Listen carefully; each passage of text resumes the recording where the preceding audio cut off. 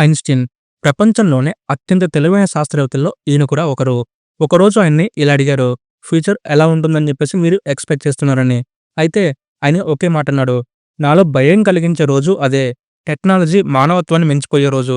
ఇది నిజంగా ఆయన అన్న మాటేనా? లేకపోతే అది జస్ట్ ఒక కల్పితం మాత్రమేనా? ఒక షేర్డ్ ఫేక్ కోటా?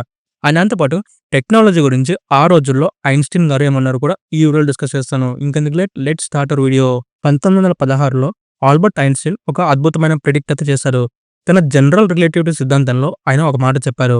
భారీ గ్రహాలు లేదా నక్షత్రాలు కదిలినప్పుడు స్పేస్ టైమ్‌లో చిన్న అలలు వస్తాయి. వాటిని మనం గ్రావిటేషనల్ వేవ్స్ అని చెప్పేసి అంటూ ఉంటాం.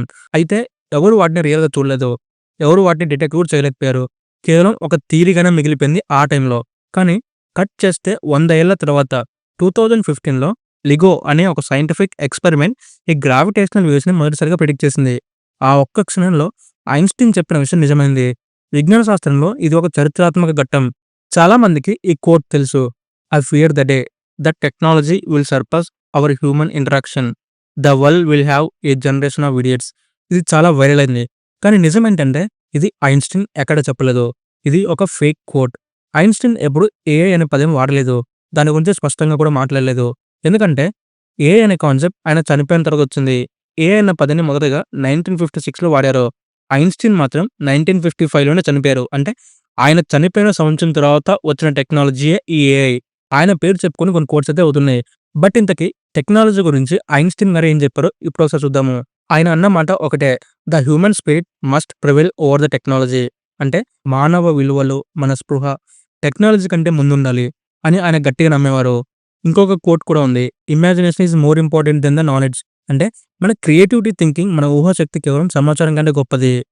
ఇప్పుడు మనం ఏదైనా ప్రశ్న అడిగితే చాట్‌జీపీటీ లాంటి ఎల్ఎల్ఎమ్స్ సమాధానం చెప్తుంది. గొడవల్ని పరిష్కరిస్తుంది. కథలు రాస్తుంది, కోడ్ రాస్తుంది. ఇది చూసి చాలా మంది గందరగోళానికి లోనవుతున్నారు. ఈ టెక్నాలజీ మన ఆలోచనలను మార్చేస్తున్న మన డెసిషన్స్‌ని, క్రియేటివిటీని అన్ని మిషన్‌ల మీద ఆధారపడిపోతాయా? ఇలాంటి పరిస్థితిని ఊహించని ఐన్‌స్టీన్ ఒక విషయం మాత్రం చాలా క్లియర్‌గా చెప్పాడు. టెక్నాలజీ మన సేవలో ఉండాలి. మనపై రాజ్యం చేయకూడదు. ఐన్‌స్టీన్ భయం నిజమవుతుందా అన్న ప్రశ్నకి సమాధానం మన చేతుల్లోనే ఉంది. మీరు ఈ టెక్నాలజీని నాలెడ్జ్ కోసం వాడుతున్నారా? లేదా దానిపై ఆధారపడిపోతున్నారా? ఈ కాలంలో ఐన్‌స్టీన్ చెప్పిన మాటలు మనం మరవకూడదు.